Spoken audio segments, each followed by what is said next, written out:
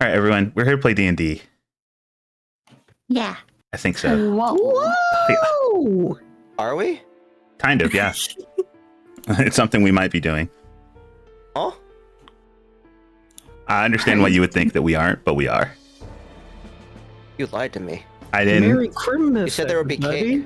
cake. There will be cake. It's your party after all. It's not my party. Who are you It is talking your about? party. What's going on?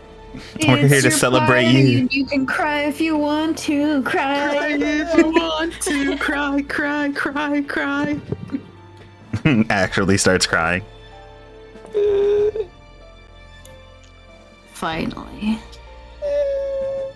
So nice to see Mika showing some emotion. Just start trying extra hard not to. Oh no, our cardboard's getting soggy. The It's okay. macaroni's getting wet. Macaroni. Oh god, It's that's okay. It's supposed to get wet. I laughed first. That's fine. Let's see. So this is session 30. It's gonna be our last game of the year. Christmas game. I don't think Christmas party? Goodness. I don't think I'm fitting in any D&D next week. That's a lie, but it's probably just an off-stream game. We'll see. We're coming back in right at, the actual day of the Mika celebration party. Your father's put together a ensemble cast of some of the most prominent people inside of the country of Skylia to celebrate not only your survival of the events of the God Step, but your insight into seeing what caused it and ultimately putting an end to it. Some of the people there are simply there to show face because of your father's invitations. Some people are there specifically to give thanks to you for a job well handled. Your party, though, knows that there are many faces among them that, may smile, but are not actually your friends, and some people they are simply hoping to avoid completely. Some of those people we met yesterday, one Count Mayhem, who we found had a very intimate relationship with one of your party members, Omen. Tonight, they spend a night together as the rest of you all put yourselves to bed for what will hopefully be a restful sleep before waking up and hopefully getting to the bottom of a few questions that you've had for a very long time. But before then, some of you, have something to talk about. And I'm going to get you guys moved.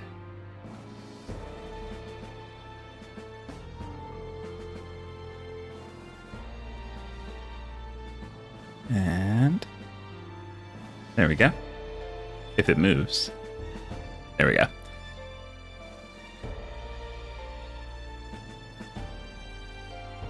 And there we go.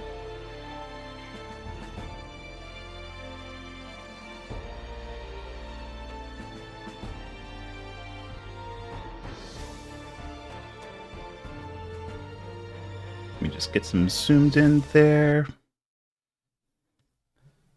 And there we go.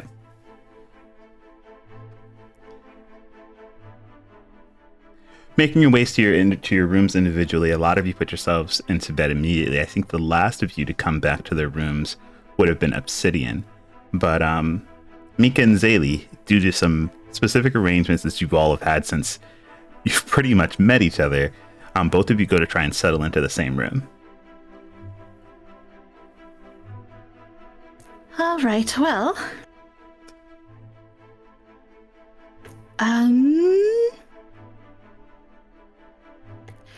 As per usual, if I do anything, wake me up, tie me down, do whatever you need to do. Yes, of course. There's a lot of people that I wouldn't want to be hurt extremely. There are also quite a few people who have already tried to hurt already here, so I'd really not like to target them twice. Oh, that's new. Well, besides the open thing, unless there's more. Are you assuming there's more? Well, I believe there was the brief encounter with Obsidian. True. and my dear mum, if she happens to be here. The bad one? No, my mom, not my mother.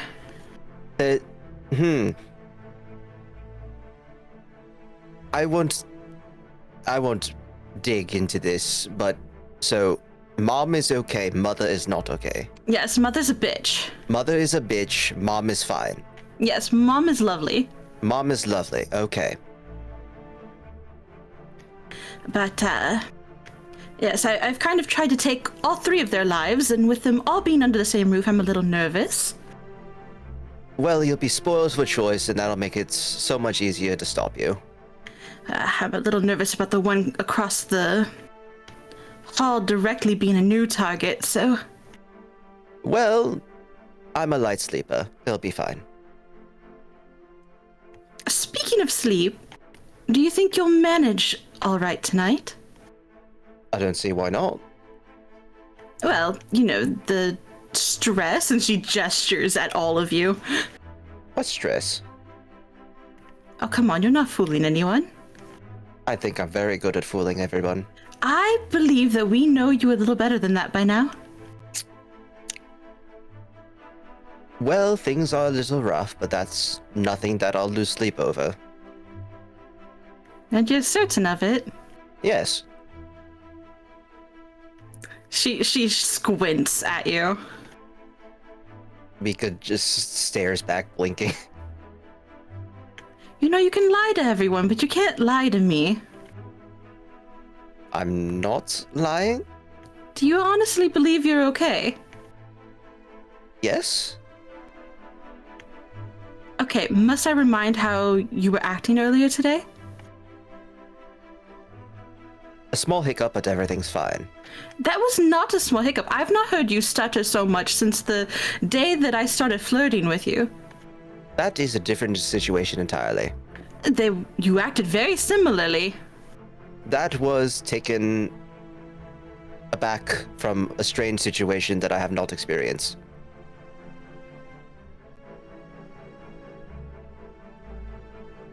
But you say you're okay. Yes, I'm fine. I think you need to stop lying to yourself. And if you don't think you're lying to yourself, I think you need to really start asking yourself a couple of questions.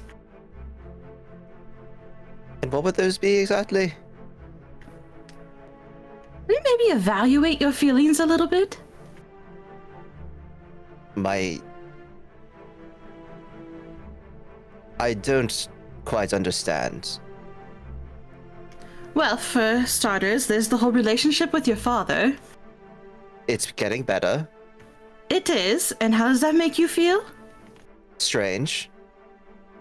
All right, and then there was the conversation I overheard with, Prince Caspian, Yes. where he wants you to be his personal guard, Yes, that's also strange. and you said you would be honored. I said my family would be honored.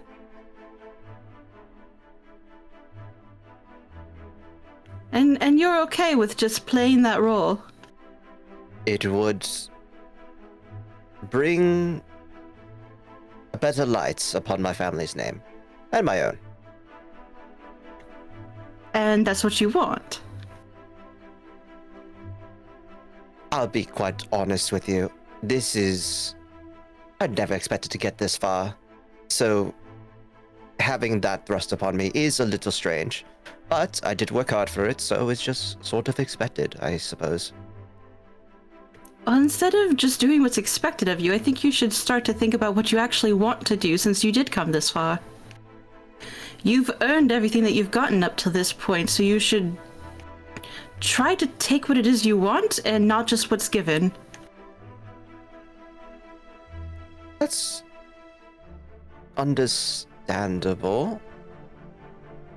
I actually don't understand. I just expected myself to be given these things, these opportunities, simply because I worked hard, and Are they opportunities you want, or are they just opportunities you're taking because they're good?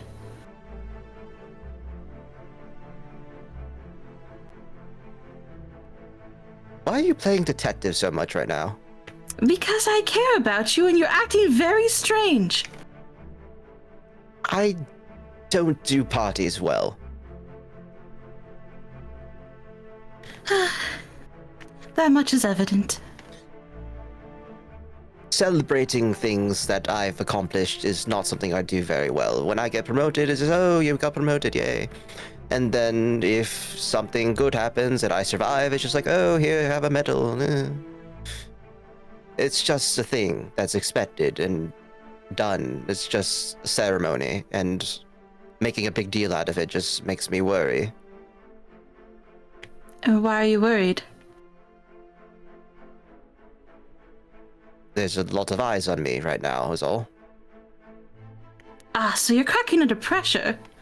I wouldn't say that. I'm great under pressure. This is what you call great under pressure? Yes. I would have to disagree. I'm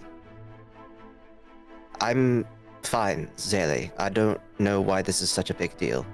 It's one Because- day and everything will be fine. Everything will go back to normal. We'll go back to defeating the grand evil. This is not something that needs to matter. But it does matter. It's your future. And I won't have a future if we all die and the people up top die, and then, the world falls into pieces because of a grand scheme that we have no idea what's going on, and that thing on your wrist, and the thing we have to go find, and the fire, and the ice, and the wind, and the...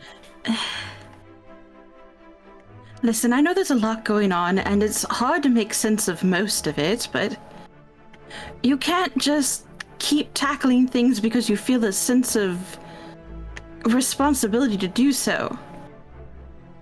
We're the only people that know what's going on, really. So it's sort of hard to just shuck that responsibility and not, charge at it full on.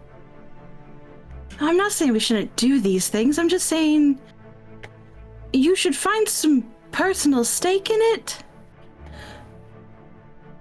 I mean, the world, my life, my family, people.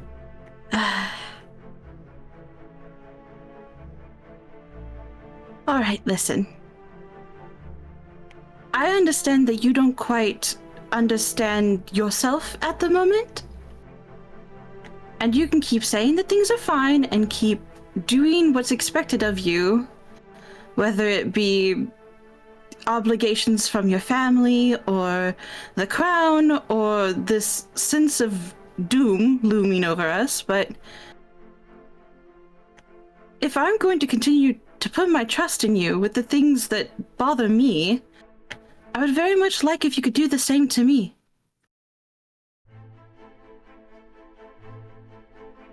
It's just bureaucracy. It's nothing.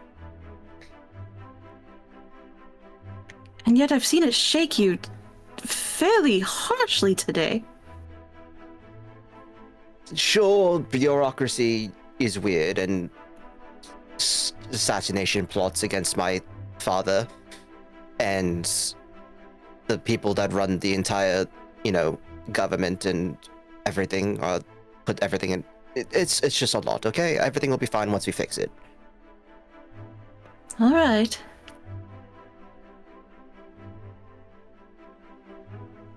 Zaylee doesn't seem too happy, but she also looks like she's willing to just let it go for now. Mika just seems confused, and they're trying to put things together in their head, but it's just not clicking. Yeah, it's okay. Zaylee just kind of thinks, this is a work in progress. I can fix them.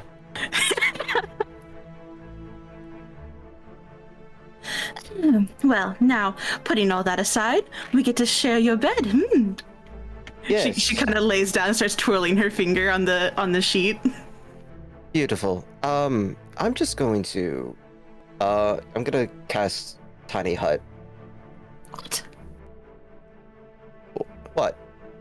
What are you doing? I'm just extra measures. Setting a mood for a little privacy, I see. Yeah, so we don't get murdered. Ah. Oh, well, looking out for my well-being. I guess that's romantic in its own sense. And, you know, everyone else's. Just in case.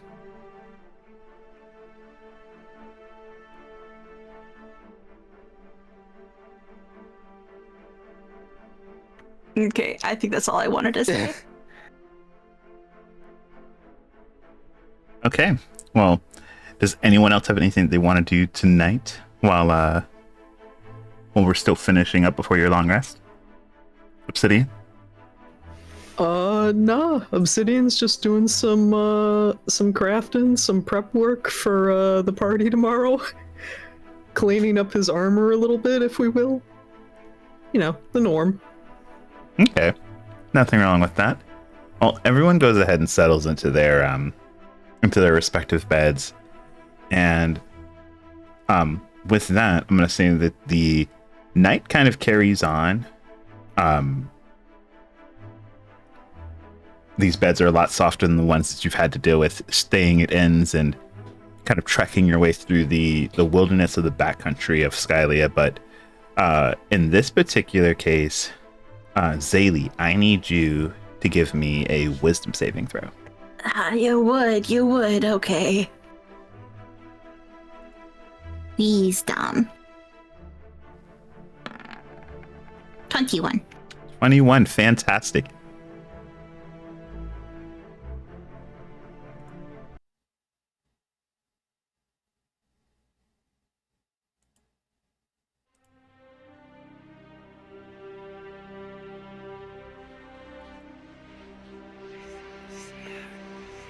Oh boy, the whispering back. Oh. Sorry, Mika. The voices! The voices! Zaylee, you wake up, which honestly is a first during these particular situations. A feeling of anxiety, this gripping sense of danger, racks your mind, where you almost feel the need to shoot up in bed, and you immediately glance around. You recognize the sheets, you recognize the ceiling. There is an odd sense of lack of chains in the corners of the room. In fact, the room's floor is still made out of wood. This isn't a dream. You're awake, or at least you think you're awake. What in the world?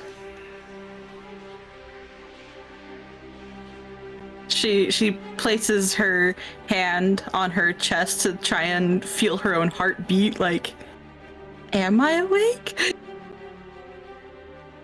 You hear the telltale thumps of a beating heart, a raised heart rate.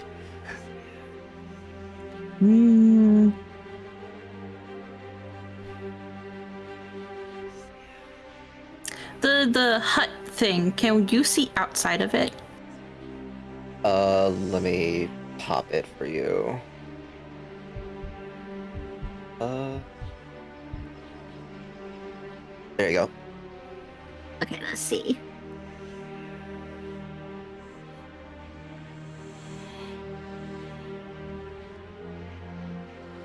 Yeah, it's transparent from the inside. Yeah, okay. Yep. Okay, yeah, so I just... she'll sit up in bed and she'll glance around the room just to make sure that there isn't something in there that woke her up. Okay, give me a perception check.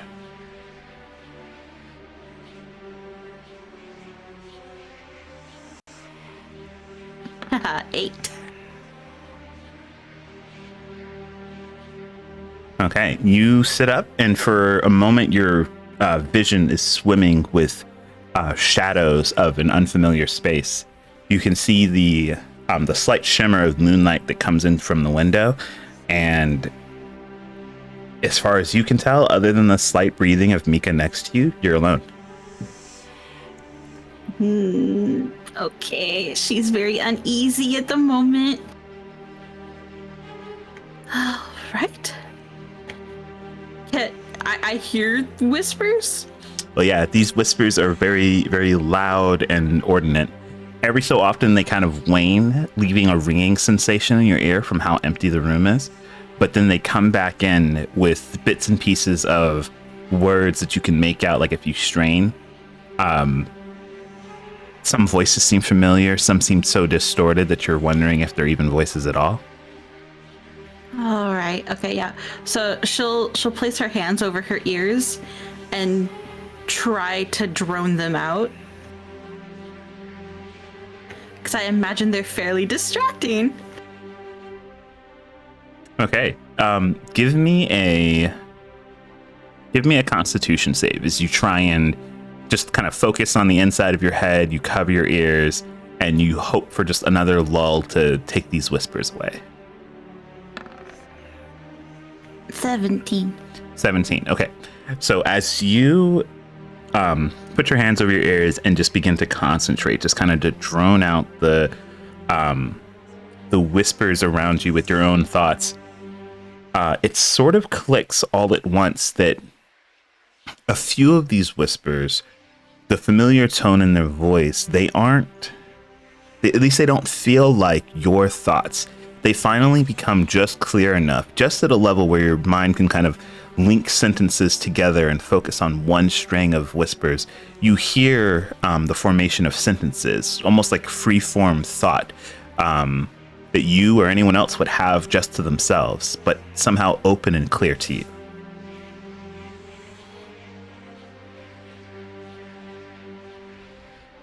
All right. Yeah, I can make out what's being said. Yep. I would like you to roll me. Do this.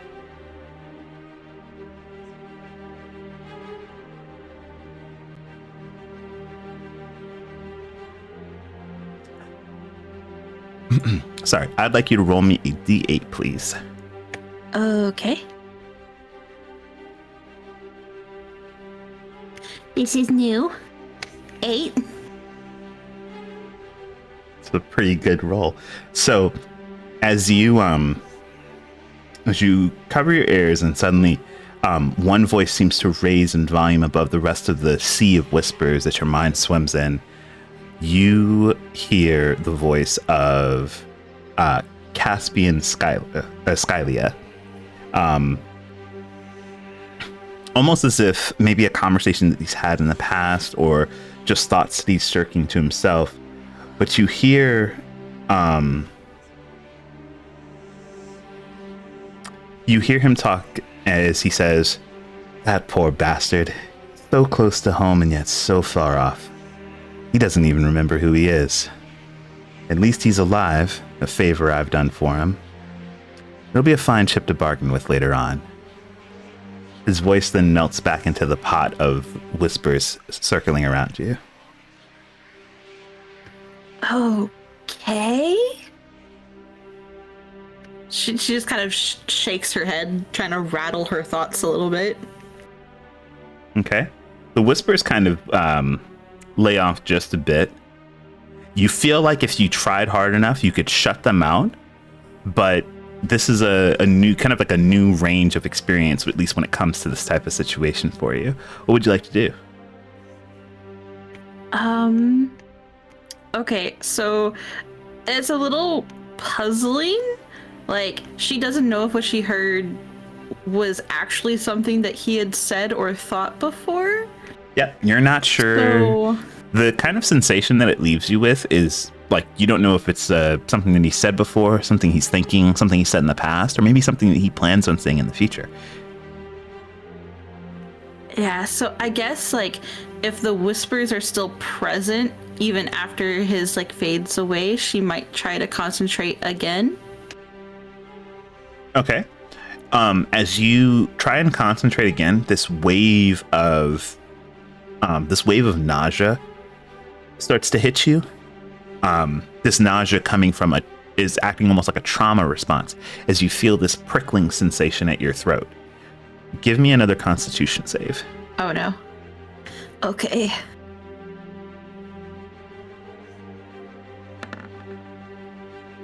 Yep. Showing the trauma. We got a 14. Okay. Your all the alarm bells in your head start to go off as you feel that familiar sense of suffocation diving back onto you. But as that breath starts to become short, the whispers start to become louder and more intense until one of them again stands out above the rest. Can you roll me another D8, please? Yes.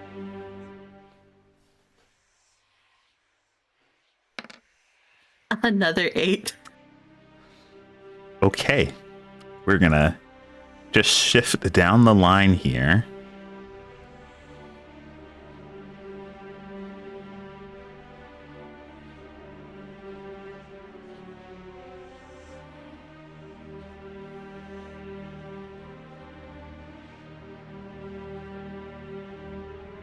Okay, so as your senses start to sharpen, focusing on the distress that you're going through, you hear the voice of one Cyril Duskgazer boom over the rest of them. He shouts almost as if gripped by his own nightmare, as if his mortal enemy were standing in front of him, and he says, "I don't give a damn who you are. My child will get to choose the life that they want. They won't go rumping off in some cave. They will not be tied to some fate that isn't theirs. And I don't care who I have to bend the knee of or bend the knee to in order to give them those opportunities. It's the last thing I can give them." You hear another thumping of a heartbeat, this time not your own, but his, almost as if it's working simply to keep him standing before his voice dumps off onto the floor and your head swims in a sea of whispers once again. All right. Nope. This is getting most unpleasant. I feel like after hearing that, and the sensations that followed it, she wouldn't really want to attempt again, and instead would be trying to try to almost like meditate to just get the voices to go away entirely, rather than focusing on the voices themselves. Okay. You go to try and calm your mind, trying to again separate yourself off from the voices that echo around you, until finally, almost as if settling back into a form of your own, your eyes flicker back open, the room's still dark with a night's rest ahead, but those whispers finally gone, and that foreboding sense falling off of your shoulders. You give a small heave as air finally hits your lungs, that cooling sensation of the freezing cold outside, making you realize that, you know, you've been outside of the covers and almost in a cold sweat at the moment. Yeah.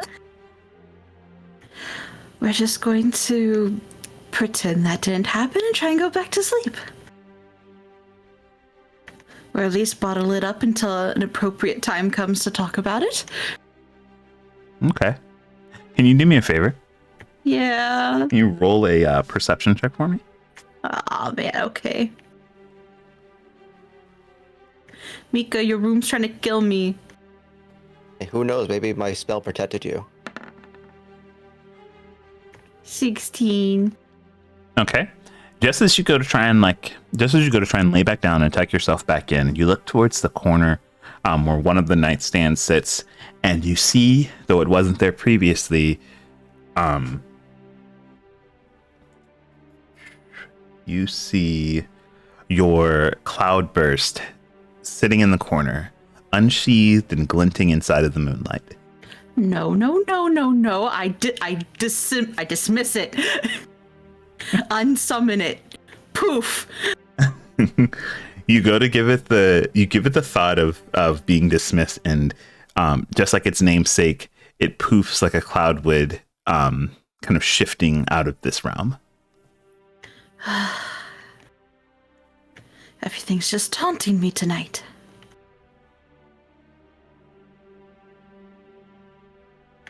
Rolls over so I don't have to look at that corner. Okay. You roll over and you see Mika, are you sleeping facing Zaylee or away from Zaylee? Facing. All right. You roll over and you see the ever so peaceful face of Mika, fast asleep, none the wiser. She lets out a sigh of relief. Glad that she didn't wake up Mika. Because she thinks Mika needs their rest. They had a very stressful day. And she just kind of tucks herself a little closer and tries to will herself to sleep. Okay.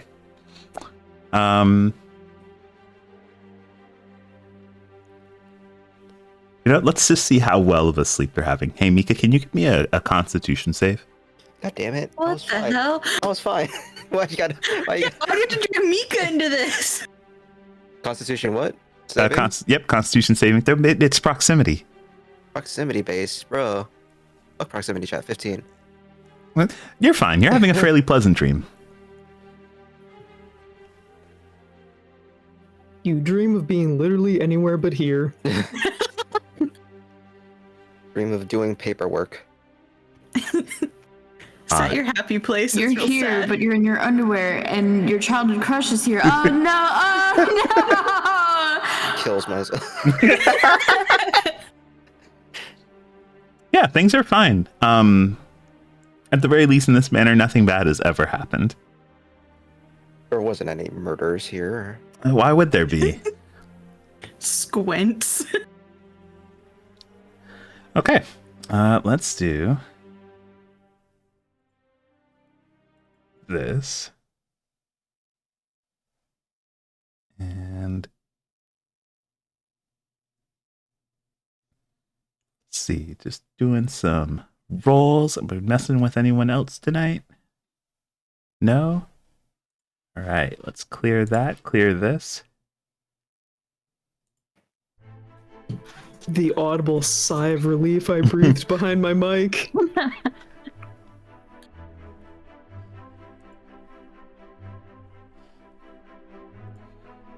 do you mean? You were always safe.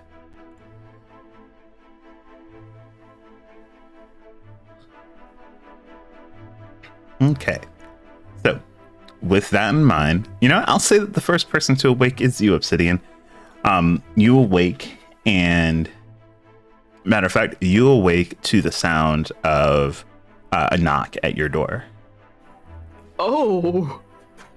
Oh, this is not what Obsidian would have been expecting at all. Okay. Give me 1 second before you pop that open. I gotta get chat to be able to see you again.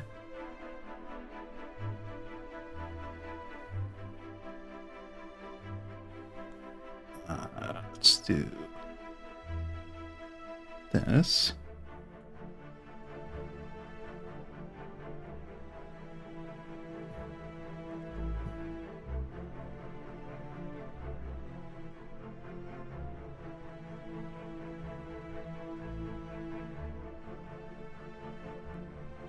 There we go.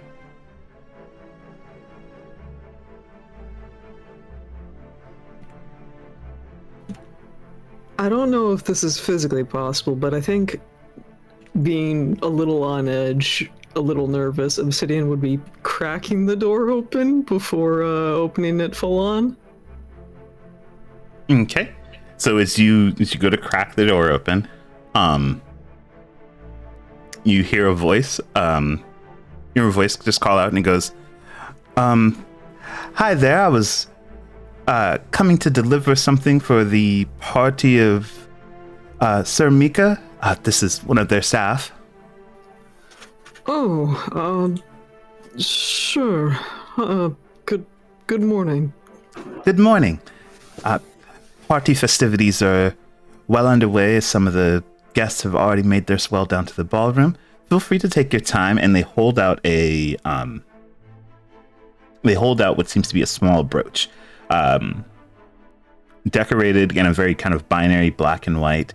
It looks like it's simply made with a pen and a small kind of pearlescent gem that's split down the middle, black and white.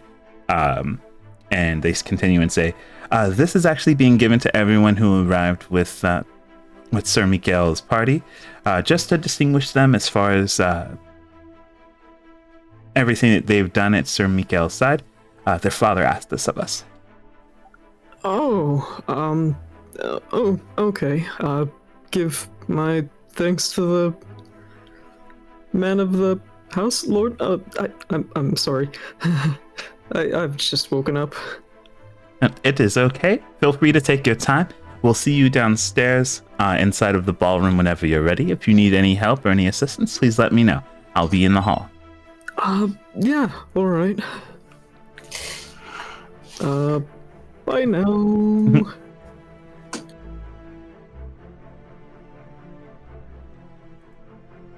Let's see. And one by one, you all kind of get approached to do this. Gotta check. Here? Okay, cool.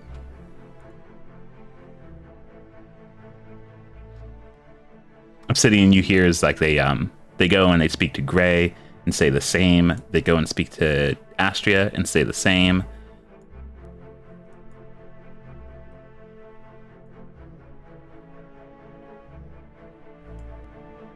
Let's check how you all are doing.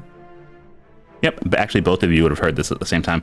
Both you, Mika and Zaylee, both of you are awakened with a knock at your door.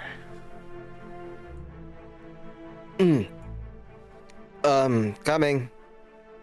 Mika will fall out of bed and try to compose himself quickly, and head over. Oh my god, what a wild night. Falling out of bed. Wild night sleeping for the first time in a comfortable bed. Her own bed. Oh my god, what will the servants think that you have a woman in your room? Purposely blocking the way. Notice how I'm on this side and not on the other side. When you go to open up the door, you see one of your staff, a new face, Mika. They hold out a small box that has a brooch inside of it. And they go, good morning, Sir Mikael. Good morning, and you are? One of the newly hired staff by your father. He had let me know that while he was entertaining the guests who were waking up and joining him in the ballroom to have you and your guests be provided with these brooches, and they pop open the box for you to reveal a black and white brooch that was meant to distinguish you and your party from other guests so that they could recognize you all at once. Oh, looks new. Did Garland make this?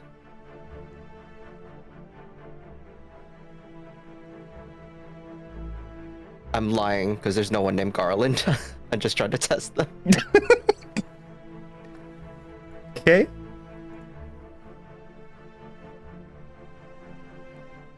Do you want me to roll anything?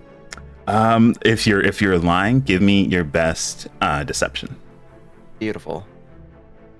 Don't roll on that, you motherfucker. It rolled off. It rolled onto this. Oh, you bitch. Unfortunate. Do I have an inspiration? There are two inspirations available. No, do I just have one? I don't know if I have just have one. I don't think I do. I haven't done anything worth anything in a while. Actually, wait, no. Did I use it already? I remember I got one a long time ago, and I don't remember if I used it. It was like when I made everyone laugh with something. I'll just say no, and I'm not gonna waste it right now. Gotcha. They give you a very kind of like puzzled look, and they go, "I don't think I'm familiar with a Sir Garland on the premises." Ah, that must be my mistake then. It's very nice. So, just what is it for?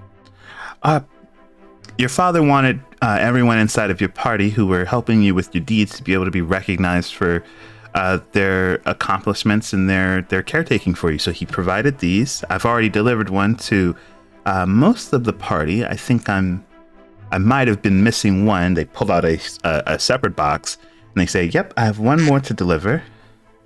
I could just deliver the last one. Do you remember who it's for? I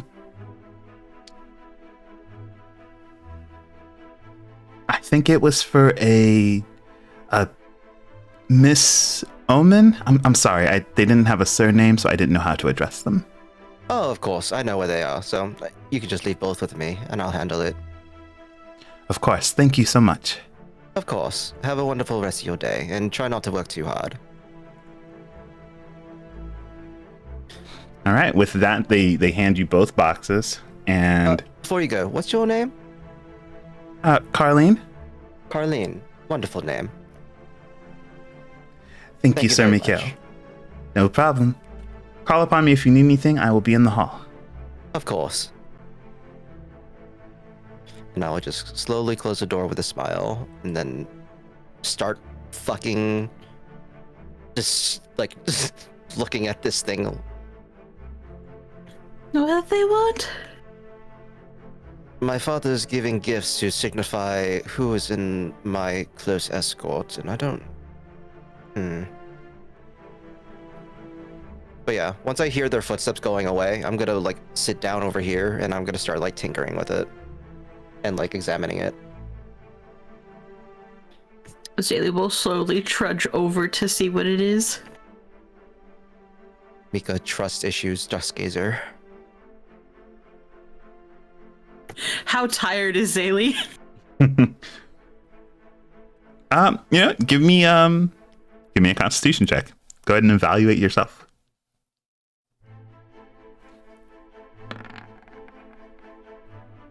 Yeah, I'm exhausted, okay.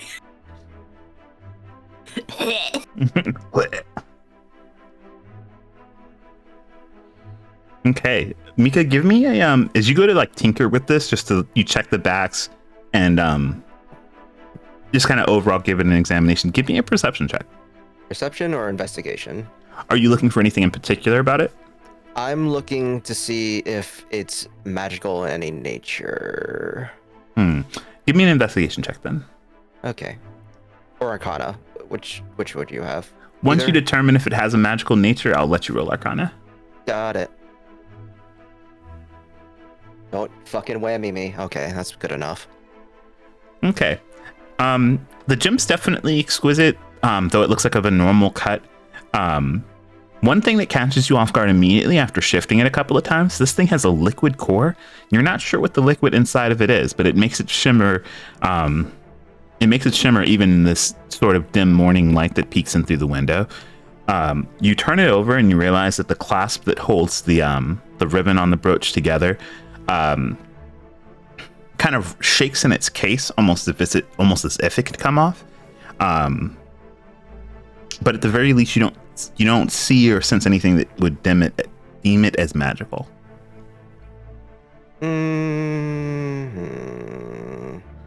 Is there something troubling you?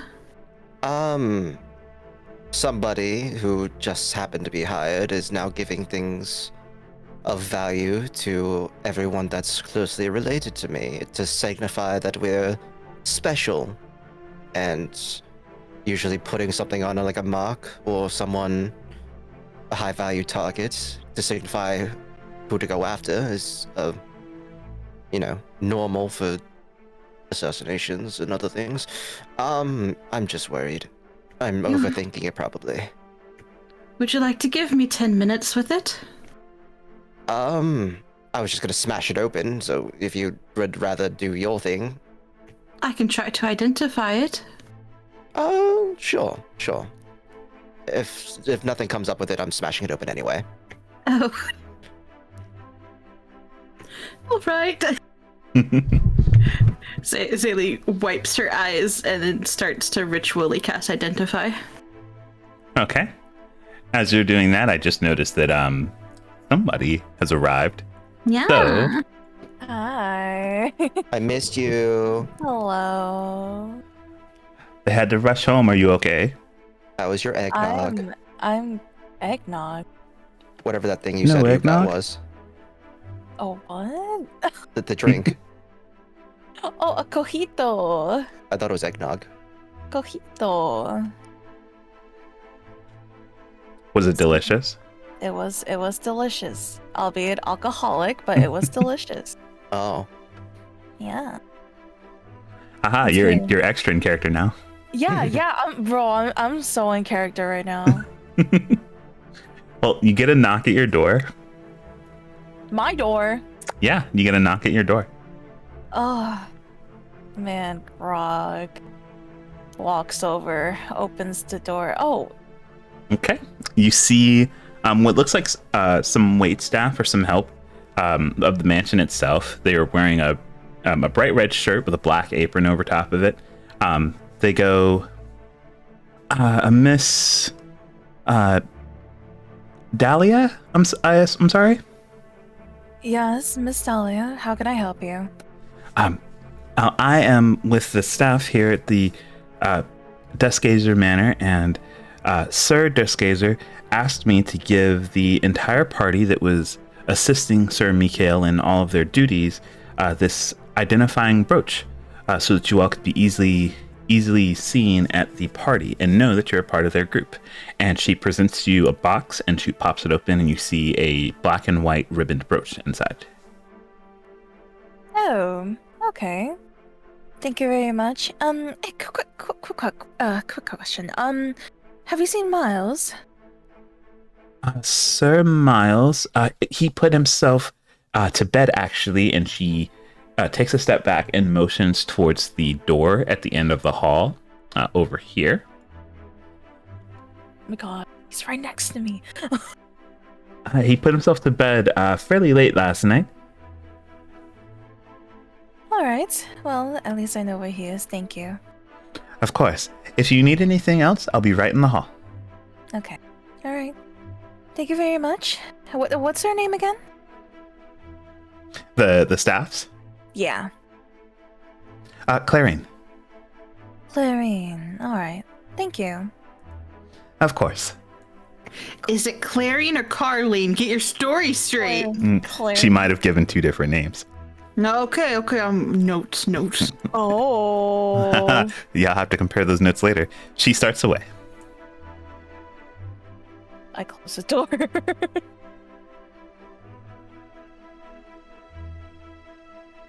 Like all the people with trust issues are like. Frantically taking notes. Speaking of which, I need to open your note document.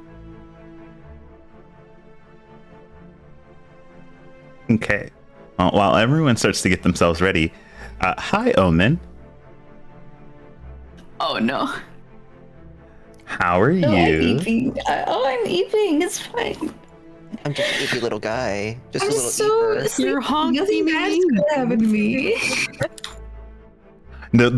So the question I have is, do you think you beat Count Mayhem awake? He's an elf.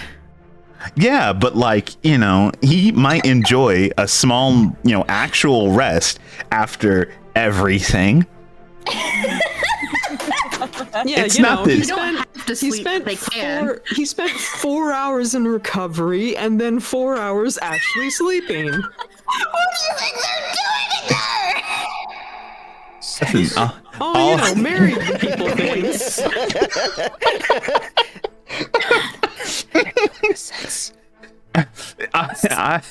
all I'm saying is he might be overly relieved at the idea that you're back and safe and whatever else. He's actually sleeping. Elves can actually sleep. It's a choice, actually. It really is.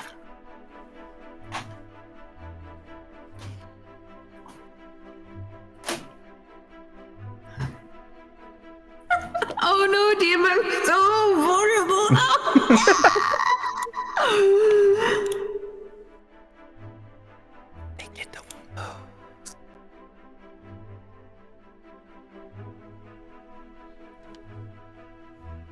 Yeah, I'll go ahead and say that you did wake up before him. We?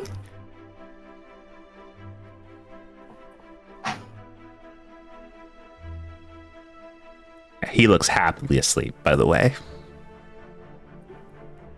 Owen's gonna do what Owen used to do and just watch him sleep. It's a rare little treat. I thought you was about to say Omen's gonna do what Omen always does and run away. No! Can't run from this.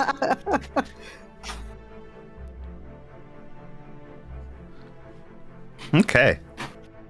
So as you enjoy this small moment of just being together with Mayhem and returning to just a small sense of normalcy here,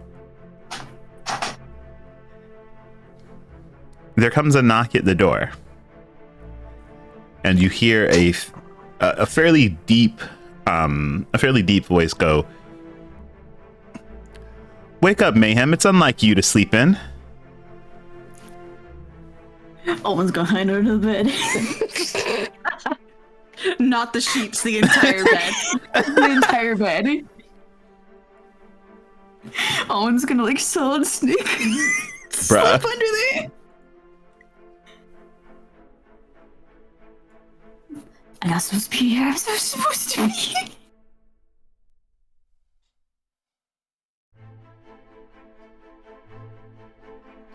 So as you slip on, give me your best stealth check as you slip under the bed. It's gonna be like a 2 and Omen's full bottom half is gonna be out or something. It's okay. You don't have to roll a disadvantage. You're not wearing armor or anything. Then why does my stealth have a big red D that says That's only when you're disadvantage? armor. Yeah, that's only when you're wearing armor. Your armor causes that. I see. But I should hope you weren't sleeping with it on. Would that be the weirdest thing Omen does? Let's be real. Sorry, Mayhem, but the armor stays on. I only feel safe when I'm invulnerable to most forms of attack. I do So- need a 16. Okay, so with a 16, after a few moments, you hear, after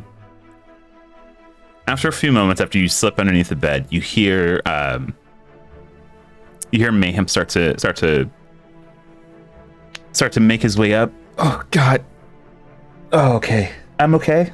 Where you hear him audibly like tapping the bed, searching for you for a moment. Oh Omen no. like pokes up through the mattress to be like, I'm still here, but shut the fuck up. He then reaches over to the nightstand, grabs his glasses, and makes his way off the bed, and he goes, Yes, Dr. Edgar, I'm opening up the door. And he opens up the door and he goes, Oh, yes, I know I've slept in out of character. Listen, I had, and he cuts him off and goes, a fantastic night last night. I understand. Absolutely understood. But remember that we're in a close family friend of yours' home. I'm sure he doesn't mind, but we should try and be on time for the festivities. Yes, I understand. And how long should I be calling you by your first name? Does that really matter?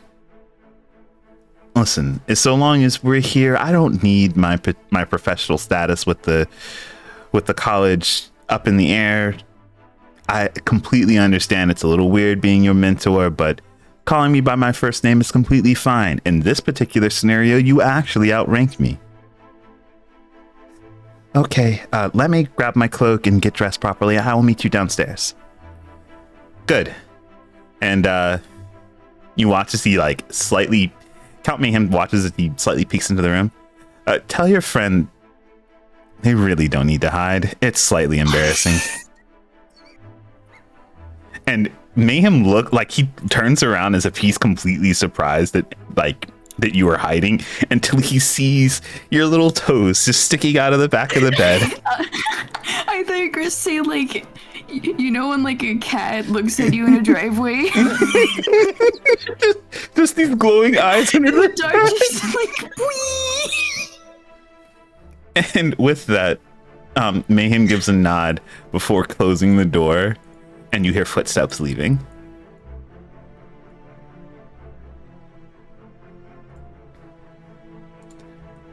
Okay, you probably should come out from underneath there. It can't be comfortable. Correct. Omen like scrungles on out very awkwardly. As soon as you're out, Mayhem goes and pulls you into a hug. Omen hugs him back. Okay, no more disappearing from bed before I wake up. It was like old times. I got nervous. I understand.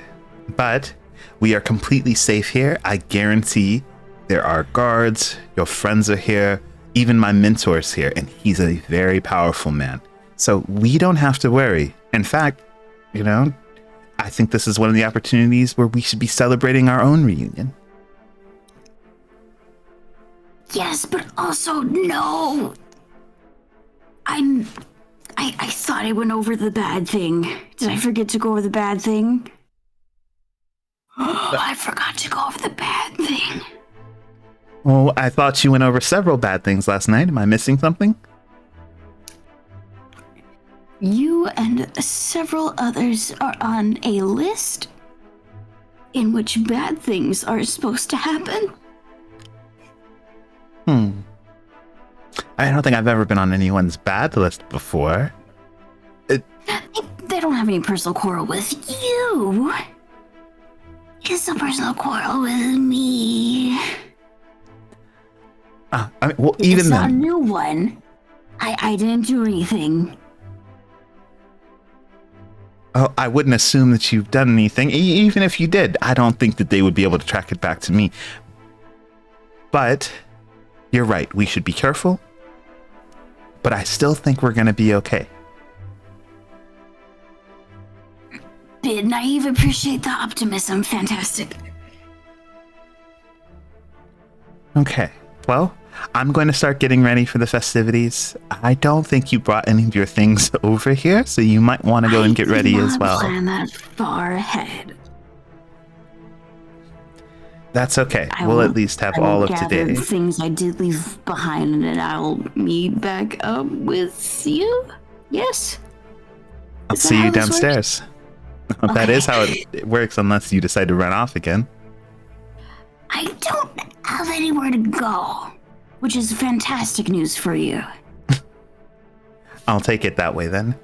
Horrific realization for me, actually. Not because I'd want to, but if there's an emergency, I'm shit out of luck. Then I suppose I'll need to keep you safe.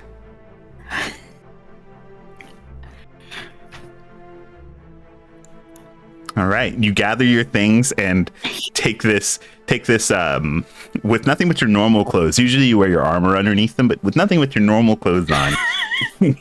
You step out into the hall and try and make your way back to the room that you were actually given today. Scurry. Scurry. To move the map. Real walk of shame kind of vibe. Is that a shame, though? It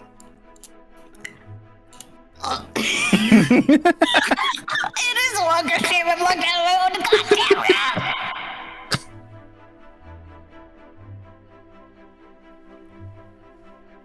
Let me do this for chat. I don't remember which room was Omen's. It was this one here. Oh, up there. Okay. Whoa. Why did I get the 2 beds? Some rooms have 2, some have 1. Fair enough. Okay. Well, all of you start to get ready and dressed and set for your day. What are you all up to? Shakes my magic. Shakes your magic. You Yeah. You go to shake your magic, and after a while, you don't get you get that this is not magical in any sense. Well, I don't sense any magic on it.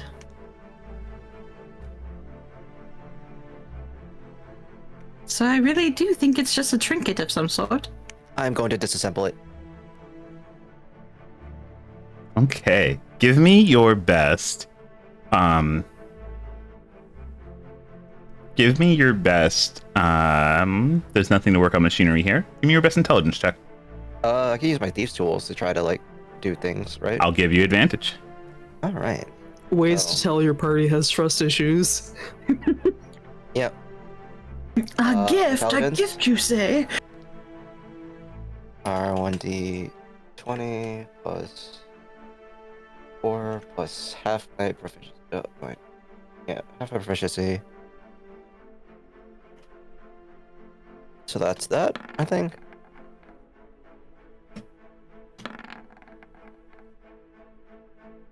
$18. Okay. Mika, you go to tinker with this, and you shift and tilt until finally,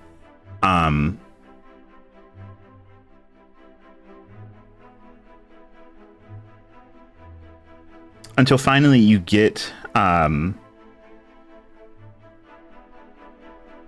until finally you pop it open, and you do realize that there is a segment that looks like, rather than being naturally set to have this liquid core of sorts, you find a little instrument that seems to have been for someone to have inserted some kind of liquid into it. Yeah, this doesn't seem as naturally put together as you would have wanted, but you don't find anything too dangerous inside of it. There's obviously a pen for it to be pinned to someone's cloak or wardrobe, but other than that, you carefully pop the lid off of the back of the gem, and you do see a floating liquid inside of it, but it's hard to identify what that is. I'm proficient with a poisoner's kit. Would I be able to do anything with that? Yeah, give me a knowledge nature, and I'll take it with advantage because you have your kit. Licks the gem. I don't like the gem. 16. Okay, so with that, you are able to to figure out what this is. This liquid has a viscous nature akin to that of mercury, and it is known as the Enchanter's Looking Glass. The reason it's called that is because when coming into contact with any specific type of magic, when coming into contact with a specific type of magic, it changes color to let the wearer know of the type of magic that is that it's coming into contact with. This type of magic is usually preset for the liquid itself. It's hard for you to tell what type of magic this would react to. Otherwise, it just stays its normal kind of silvery clear color. I can experiment with it, right? If you wanted, yes. So I have access to a lot of things. I'm gonna cast message through it. Okay. Just like point at the wall. Like I'm just gonna put it between me and Zelly. I'm gonna put messages transmutation. Transmutation.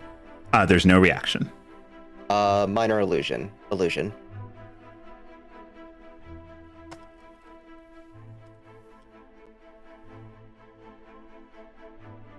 Minor illusion is obviously illusion, and there is no reaction. Could I cast Vicious Mockery at it? Would it break it? Can it comprehend being insulted? I know. Yeah, no, it doesn't have the intelligence to be broken. Okay, so, but it would still like have the magic go at it, right? Like I'm still casting the spell at it.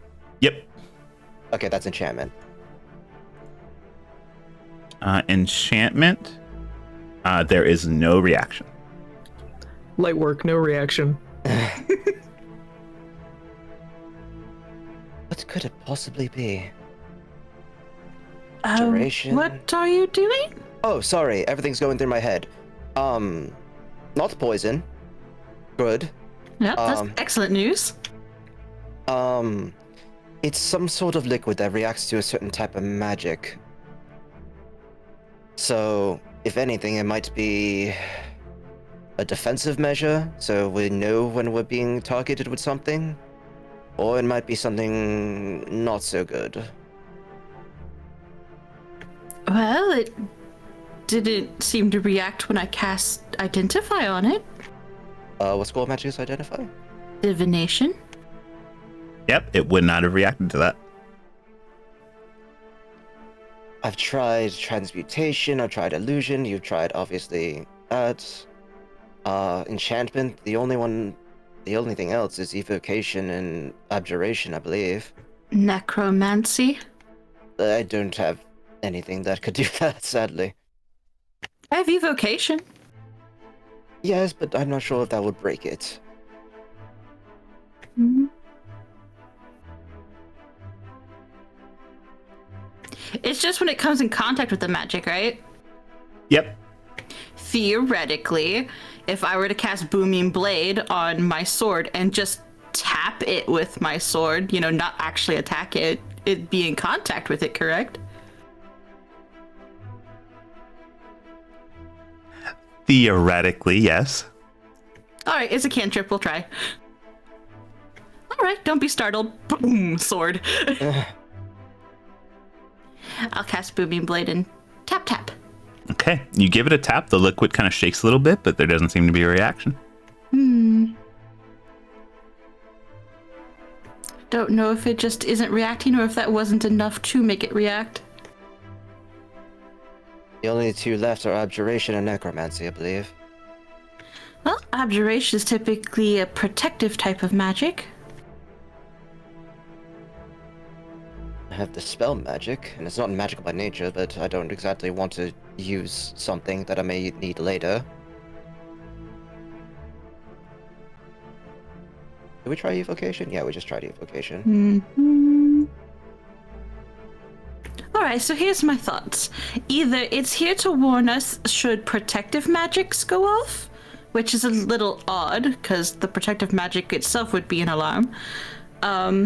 Or we specifically did encounter undead on our way here. Maybe they're taking extra measures against undead, and so it's necromancy? I just...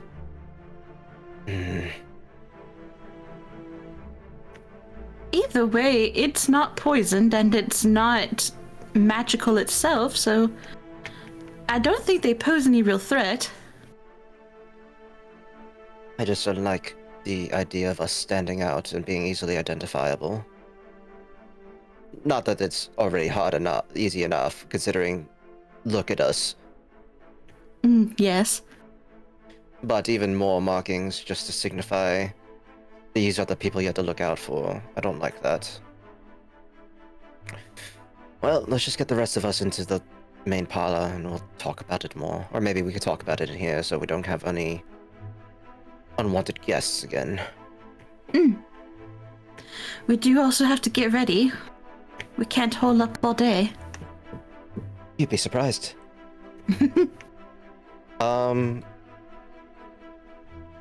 I will go out and try to get everyone. I'll just knock on the doors and just ask them to come back to my room. Okay. I will head out just in case there's something there. You open up the door. You do see the waitstaff. They give you a small wave. Same person? Yep, same person.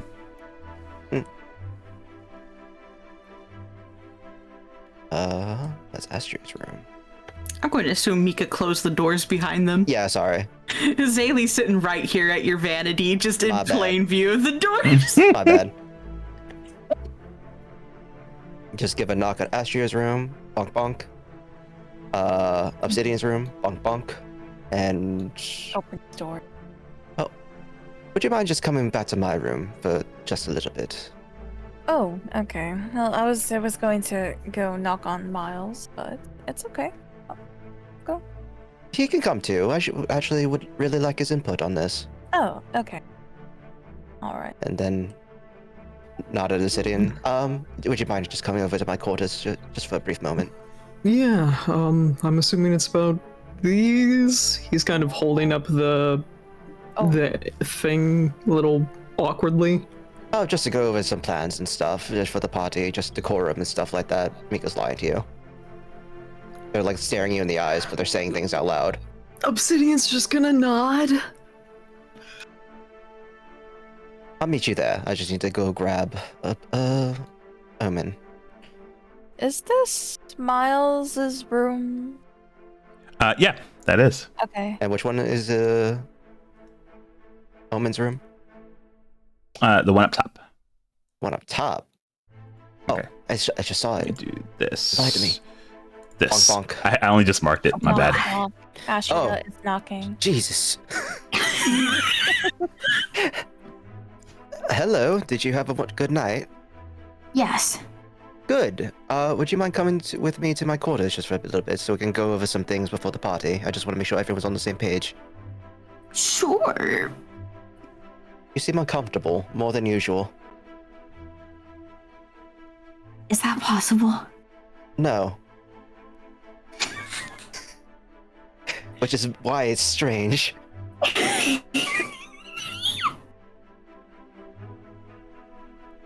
We could talk about it in the room. It's fine.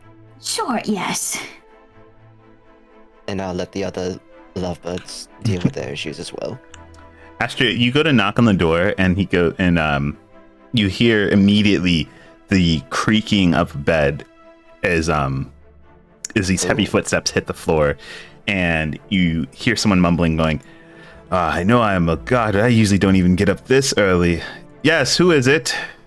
Pops open door. Oh, it's Astrid. Actually, well, yeah, whatever. Yeah, it's Astrid. We're 5 minutes into the day and she's already blown her cover. yeah. Mika turns the corner and just fucking slams her head into the wall.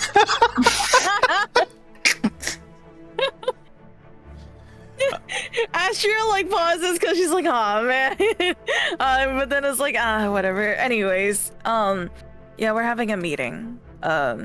You are you up for it? Did you just wake up?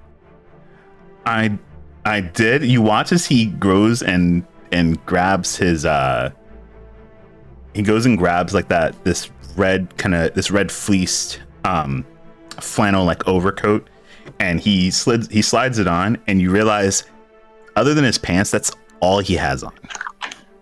Oh my. No, that's me reacting. That's not Astrid. That'd be funny if it was Are Astrid. you sure about that? Or she would have been screaming like a Inner Astria. Astria looks up and down, and she goes, "Well, if you would like to come, get ready. Please put on a shirt. Thank you." I'll do just that. Where are we going? Downstairs or? No, we're going to Mika's room. Mika waves from over here. Right. All right. Give me just one moment. I'll grab my shirt and we can head over. Okay. Astria closes the door. Closes the door for him. Yeah. I can't whistle, but Mika does that like that. That do whistle. You know? Yeah, that one. Astria turns around and flips. Mika flips you right back. Okay. It doesn't take long before you hear Miles has got his boots on. He's got his normal clothes on. Though he does look a bit more dressed up. It looks like maybe he just plans on going straight downstairs once he's done. But he opens up the door and he goes, "All right, I am ready." All right, let's go. Astria wastes no time. You take several steps for every one step he takes. In you go. Running. Oh god, which is the bathroom or which is the bedroom again? This is the bedroom. Straight ahead. Already lost. Just go straight ahead. Yep, it's fine. Oh, everyone is here. Yes. Good morning. Morning. Wow, it's a lot smaller with you in here. I get that a lot. I'm sorry. I will stand in the middle of the room. Consider me a fixture. Oh, look, I have a new scaffolding. Anyway, so I'm assuming everyone got one of these, and Mika just like holds up the gem and not the entire brooch thing, because they literally took it apart. Obsidian holds up his as well.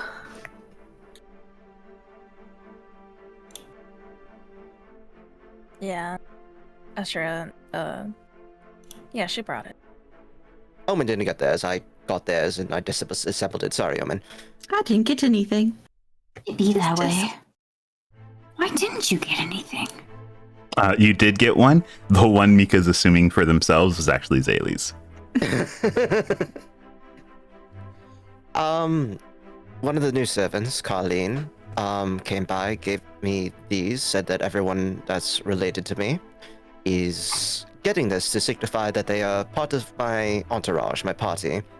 And I don't know if it's just, you know, me overthinking, but usually mocking people out from in a place like this, especially when we know what's going on, is usually a sign that they are VIPs, dangerous, or targets.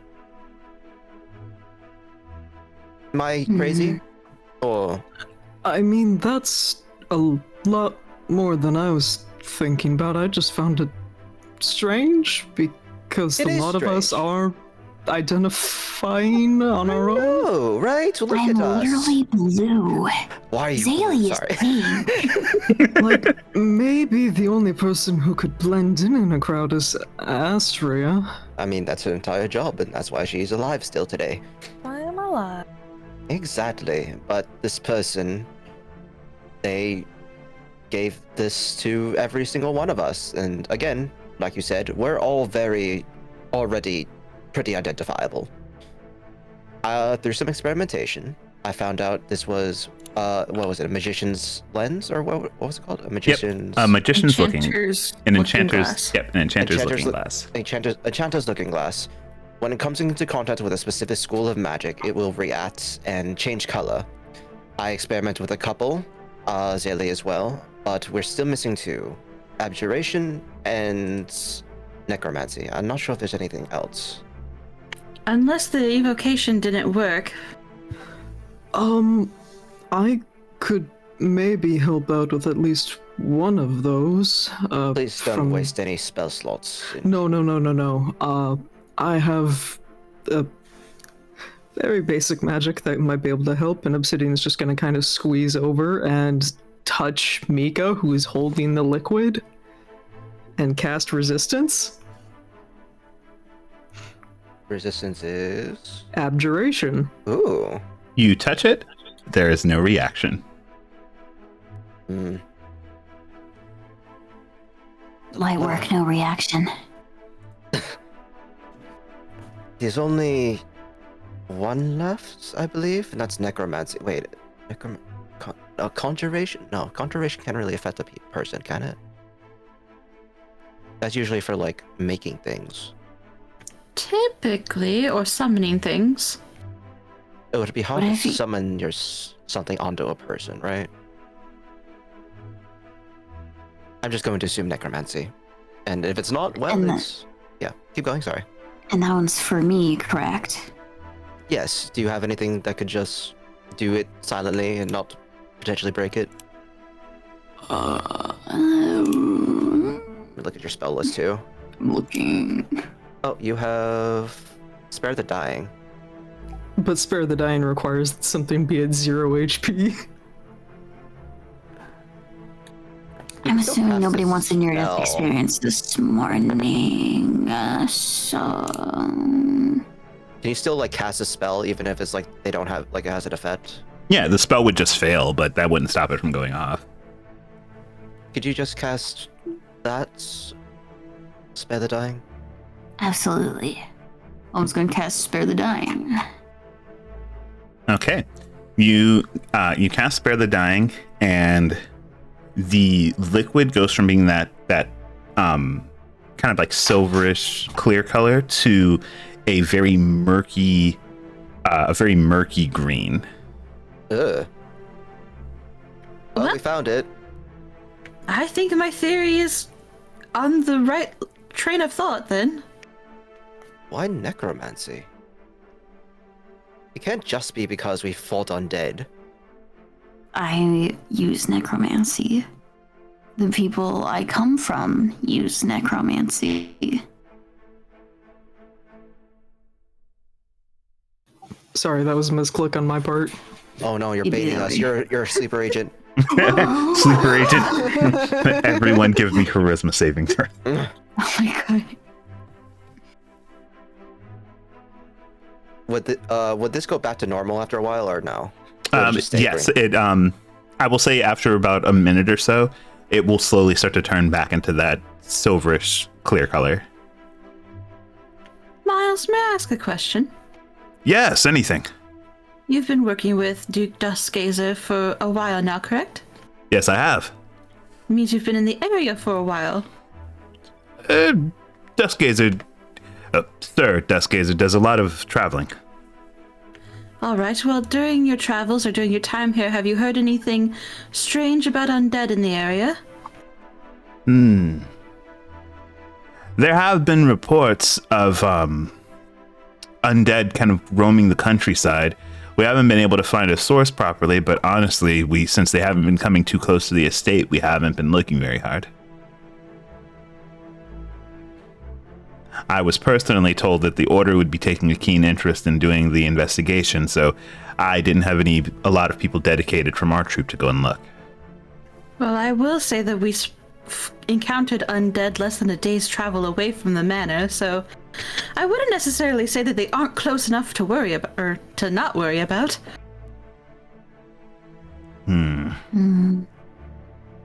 I'll bring that to Duke Duskgazer's attention then. No one in town at the very least has said anything, and he has the guards report to him on such matters almost daily. You've also been with him for some time, correct? I have.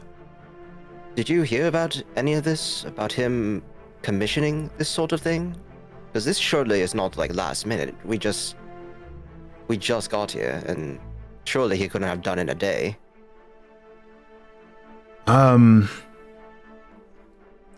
Let's see. He did have, or rather, he would have had time to do it while not being beside me, but in the midst of his travels, he did talk to a great many people. There was a jeweler of sorts who was looking into things for him. He was also talking to a weapons dealer about procuring some armor and weapons to re-equip the guard.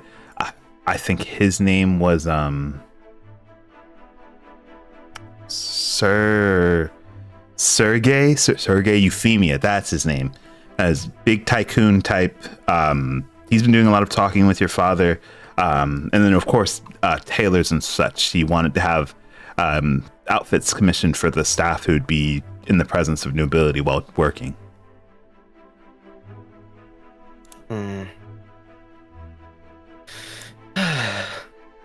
I guess I'm just overthinking it. I will try to put the thing back together. I should be able to, right? If I disassembled it. Yeah, you disassembled it. You go through the midst of putting it back together. Other than its bow not being perfect, it's good as new. All right. I suppose if you want to wear these, you are free to do so. They aren't evil or poisonous or anything. It's just a warning sign, I suppose. But why do we have a warning sign without being told we would be needing a warning? Would it be offensive at that if we decided not to? I mean, if my father did commission them, it would be. But if he didn't commission them, this is just a ploy, then it wouldn't be offensive. So it depends on the situation. Then how about Yeah. we wear them until we find out if he did or not, and if he didn't, we can remove them. Correct. All right. Best not to offend nobility. Of course. And I will just hand Omen, and I'm assuming Zaylee, just the two of them, whatever, the pins I've been disassembling and reassembling. All right. You all have a total of 4 brooches of 4 brooches of looking glass, of enchanter's looking glass.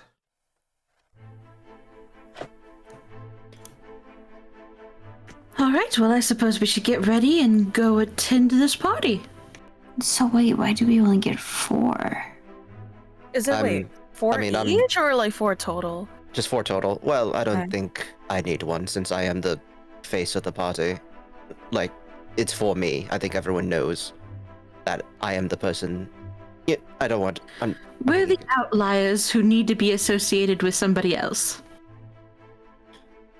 I mean, I don't, but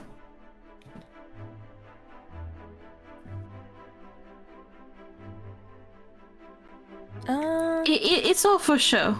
It really is. I wouldn't I be too hard understand about it. that. One last question for Anthem. Would Yep. I know of what our current power level, what each of the everyone is capable of spell wise or no? Are you talking like your group? Yeah. I would say you've traveled and fought beside them long enough that you have a general idea of how powerful they are. Would I know like specific spells they're capable of doing? Yeah, I would say most things you've probably seen them do before. Then I'll just put well, everyone's here. It's fine. Obsidian, man, do you mind just making me a promise? Of what? I know spells are hard to come by and it's usually a last resort sort of thing. But if it comes down to it, and my father and potentially other people are on the list that come into trouble, I would like you to do your best to keep my father alive at least. I don't make promises I can't keep. I mean, I'll be honest with you. This is a lot more that I'm used to protecting, but I'm going to be able to, at the very least, do the best that I can. Maybe nothing will happen. Maybe everything will be fine. I'm just overthinking again. It's fine. Either way. If it's important to you, though, then it's worth at least trying. Again, other people are on the list. There are very big people on the list. So, order of... Yeah, let's just get ready. It's fine. Nobody on this list is to die today.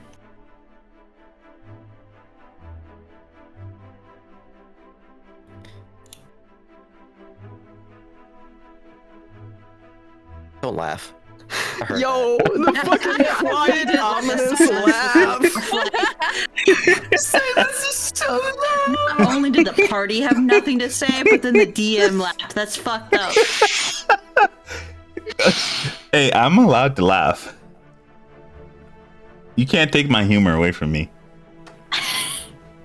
I thought it was hilarious. All right. I will... Well, that's all I wanted to say. So, let's get ready. Let's just try to make this as best as we possibly can. Yay. All right.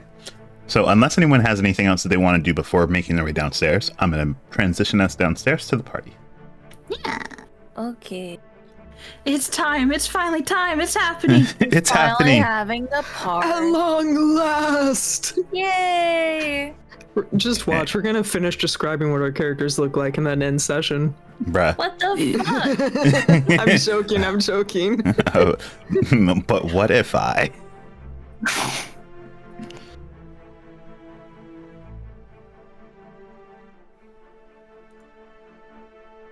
Okay.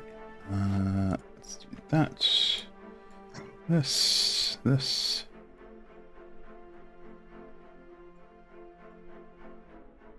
All right.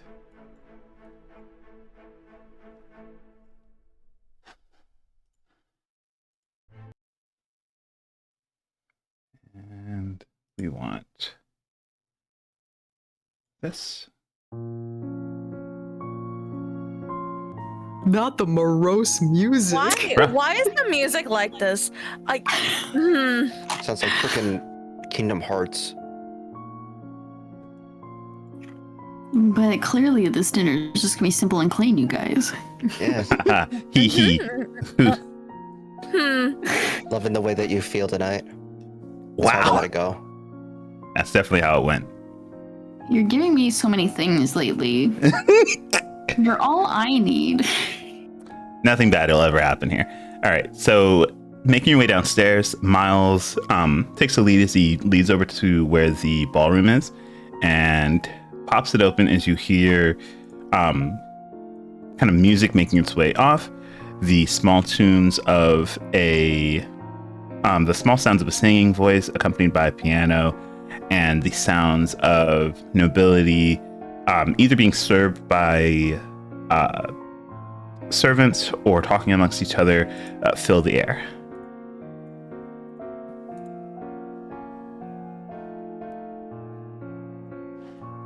With that, they kind of make their way in. You all feel free to describe yourselves as you make your way in if you're wearing anything different or coming in to make a scene. Yeah, let's all take turns. Man of the hour shoves Mika. Oh my god.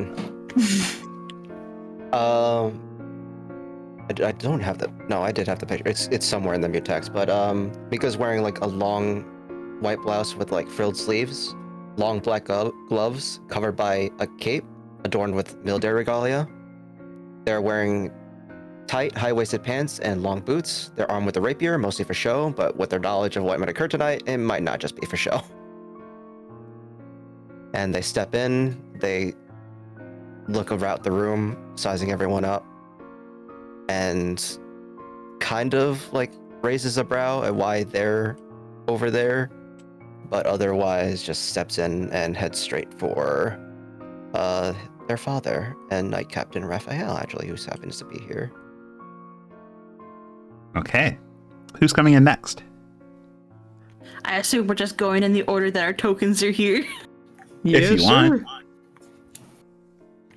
Davy walks in poised as she is used to, just used to garnering everybody's attention, and she's made sure to do up her makeup in a very bold fashion today. And she's wearing a trumpet gown with off-the-sleeve shoulders that's black with a bunch of green flower embellishments. All over it with her hair just cascading in curls.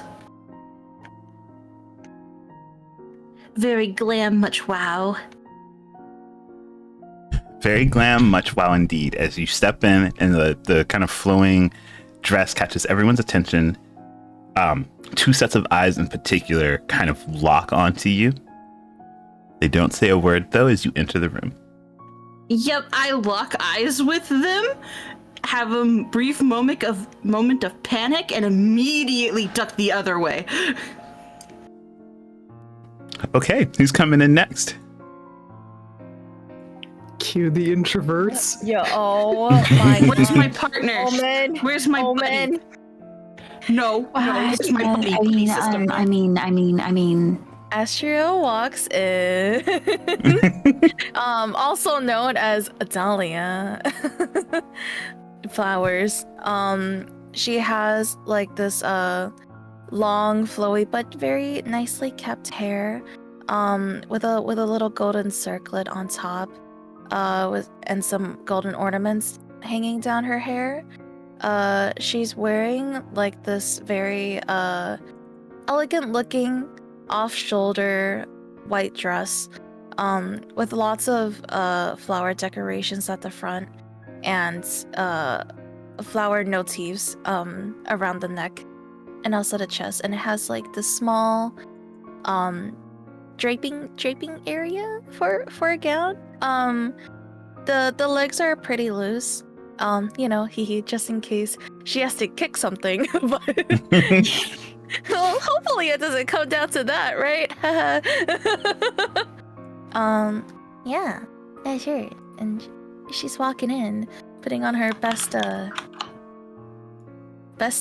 fake smile.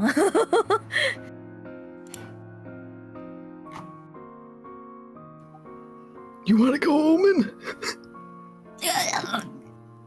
Gentlemen first. I don't think that's how it goes, but okay. Sure it is. I like big boys.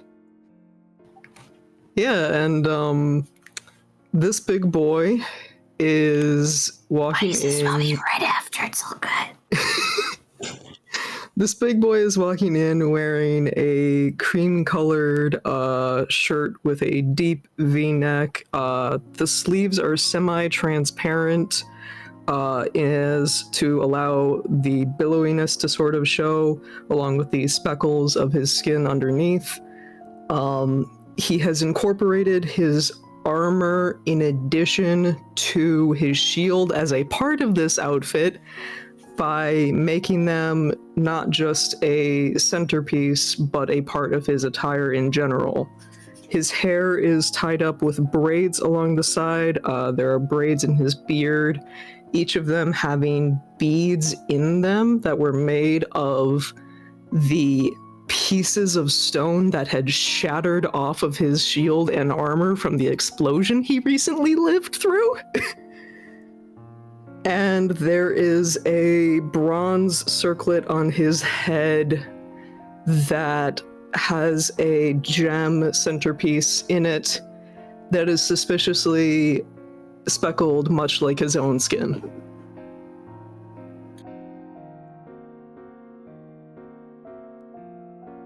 Awooga,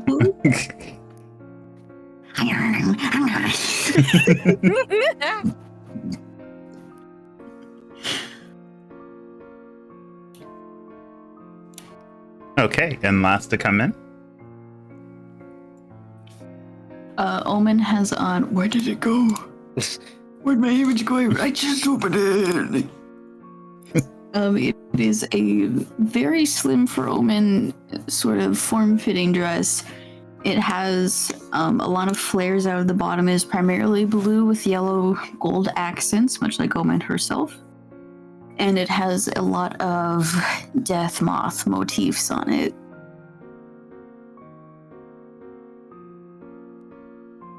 The sleeves are very long and swoopy and resembling of the moth's wings and things like that.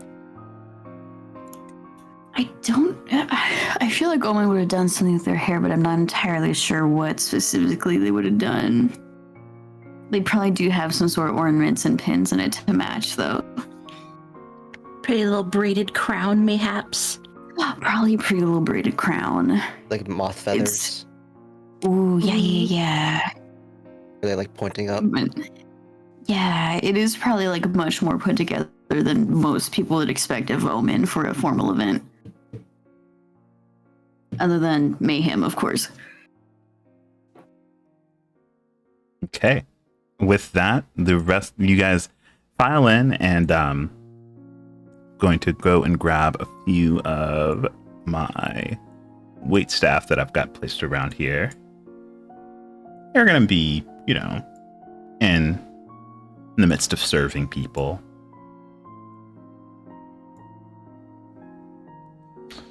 But yeah, you all hear just conversation going on. A lot of the attentions turn themselves to your group as you make your way in, the room kind of filling out. Mika, you said you were making your way over to Night Captain Raphael? Sorry, my keyboard dropped and I deafened myself. Yes. That's okay. Yeah, so they're definitely the first one to greet you as they give you a warm smile and a salute. I give them a salute back, and I kind of like, it's that weird situation where you don't know whether or not you should hug somebody or give them a handshake, so you kind of like go in for both. Oh, they definitely don't turn down both. They kind of grip your hand and use it to pull you into a hug. Mika seems generally surprised, but also very happy about this.